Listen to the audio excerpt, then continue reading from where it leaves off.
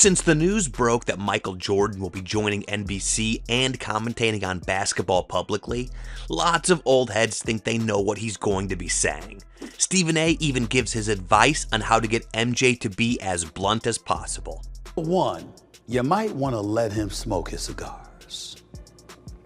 Because the Michael Jordan smoking the cigar is a little bit different than the Michael Jordan that ain't.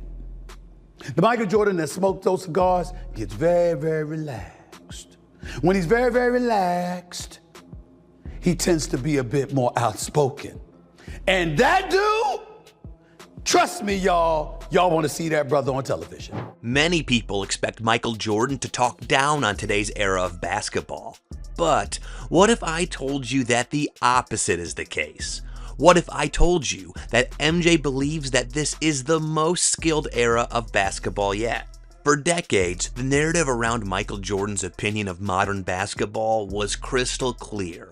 His era was tougher, grittier, more real, and more importantly, that they earned all what they got. And I don't mean to demean the young kids, because I think it's something that they have to learn, and hopefully they will learn that, is that when the corporate America came to us, we had a game that could validate their admiration and sponsorship and all that, yeah. Now they get that before they play one game. Many NBA legends and old heads talk about how the league was full of hand checks, bloodied playoff series, and 90s toughness. They spoke proudly about how physical the game used to be and how defenders could actually touch you. That era became the measuring stick, and MJ was the gold standard. But now, MJ isn't doubling down on that legacy. He's redefining it. Michael Jordan reportedly told NBC sports producers that he's done with the GOAT debates. He's tired of fans using his name to trash today's players. In his words, "If hearing it from me is what it takes for fans to stop disrespecting guys like LeBron, Steph, or even Harden, then so be it." Jordan also talked about how people say the modern NBA isn't physical enough, but they ignore how advanced players have become. But probably the most shocking statement from Jordan is where he said, and I quote, "This era has some of the most skilled players we've ever seen. It's time fans start appreciating that." However, the thing that makes this shift even more important is that Jordan is about to become a very regular voice in the NBA again. With NBC bringing him on for the upcoming NBA season, millions of fans will hear from Jordan directly instead of imagining his opinions.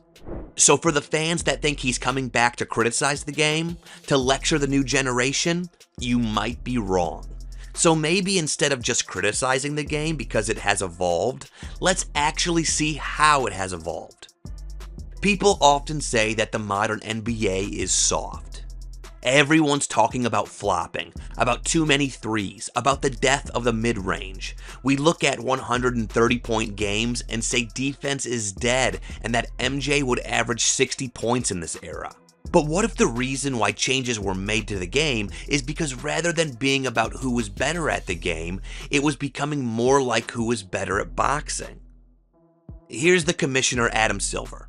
There was a point, I believe, probably in around the late 90s when the game became too physical, where a big, strong player could come in and prevent a incredibly skilled player from doing those kinds of things. So maybe this era isn't soft, it's just evolved. Today's NBA is the most skilled, most athletic, and most physically demanding version of the game we've ever seen. And now, Michael Jordan is saying it out loud. Let's start with skill. The average NBA player in 2025 can do things that would have been considered alien in the 90s. Now we've got 7-footers like Nikola Jokic and Joel Embiid throwing no-look passes, launching threes, and running pick and rolls like point guards. We've got centers who play like guards who rebound like forwards, and wings who do a little bit of everything. Steph Curry's range forced defenses to stretch beyond what anyone thought was even possible.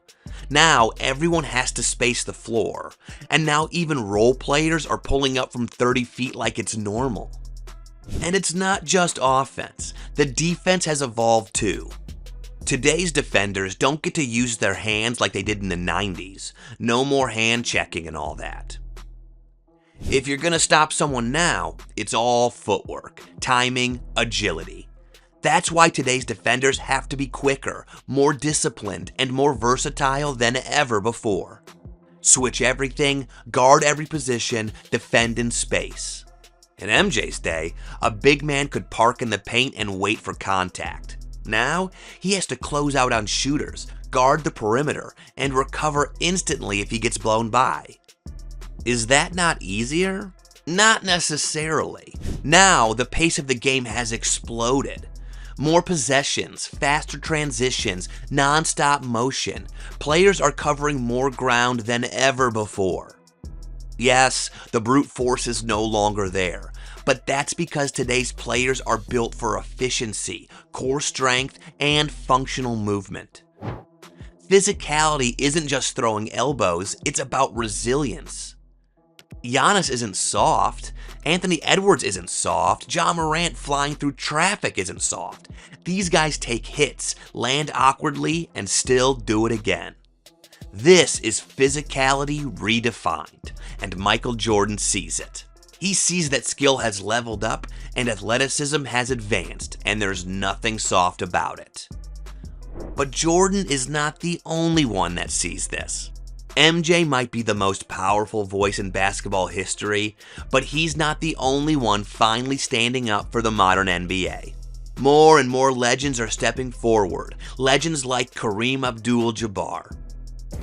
Like that, and if that is the coming talent level of NBA players, they're going to be forgetting a lot about the guys that played in my era and the earlier eras of the NBA, because the talent level of the guys playing now has really risen. We've also seen Shaq call for Steph Curry to be mentioned in the GOAT debate. When you have big names like Jordan, Kareem, and Shaq show some love to today's NBA and players, it sets a new tone. But more importantly, it gives today's players what they've been missing: validation. Validation from the legends that they grew up idolizing. Validation that says you belong, not just in the league, but in the legacy. And probably the biggest factor in today's game is the skill level. Here's Coach Rick Carlisle explaining it. I think the skill aspect is the thing that's the most compelling part of the game, and we're getting to a point now where everybody on the floor, not 100% all the five men, but all the guys 1 through 4 can make threes, drive it, make plays.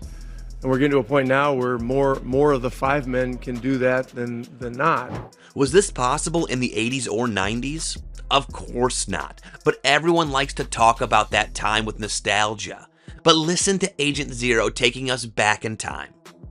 If LeBron was in our era, we would stop him. LeBron's like 260. First of all, you smell like gin. All right, he's running right through. He's running right through you. I mean, come on. Look, when I came into the NBA,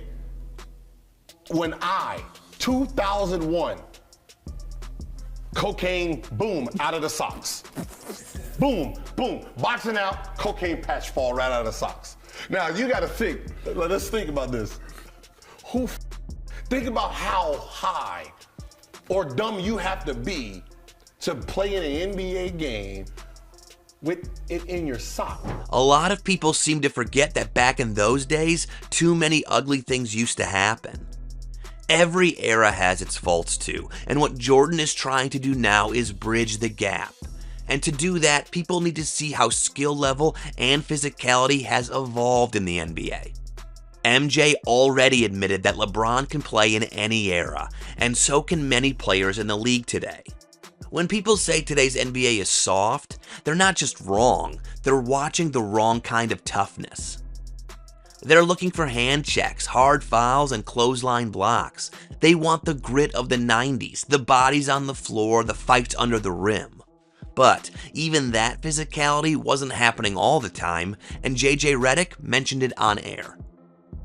Grabbed and held by Marcus Smart. They're attached to him at all times. Right. Then when I watch Larry Bird come off a pin down, and no one's within 5 feet of him and they're shooting the gap. You're telling me one is more physical than the other? You're telling me that's more physical than Steph Curry being grabbed and held for 48 minutes? But grabbing and clotheslining are not even the only kind of physicality there is. Today it has evolved into endurance. The pace of the modern NBA is relentless. Players are sprinting, cutting, recovering, and rotating at speeds we didn't see in Jordan's time. The average NBA player runs more miles per game than ever before. The game now demands constant motion, stamina, and agility. You can't teach that with push-ups. That's trained precision, powered by modern strength and conditioning. Giannis driving into the lane at full speed is a collision, not a dance. Ja Morant skying over 2 defenders is a high-risk landing every single time. Players are absorbing hits, contorting in midair, and landing hard, over and over again. That takes core strength and flexibility. And then there's the part no one talks about, the mental game. Today's players live under a microscope, and you might just catch Kevin Durant debating his legacy on X any day. This happens because every performance is analyzed in real time. Every tweet becomes a headline. They deal with pressure that no previous generation had to face, and they do it while balancing sponsorships, media tours, family obligations, and the weight of public expectation 24/7. That's not soft, that's strength. Surviving this media-driven circus while still dropping 30 a night? That's a new kind of physicality. Michael Jordan sees this, and he might not even agree with Reggie Miller on this.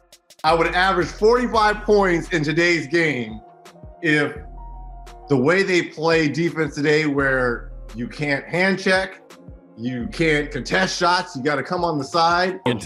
Jordan would have averaged 45, 50. Michael Jordan is not saying this era is better. He's saying it's great. He's not erasing the past, he's expanding the conversation.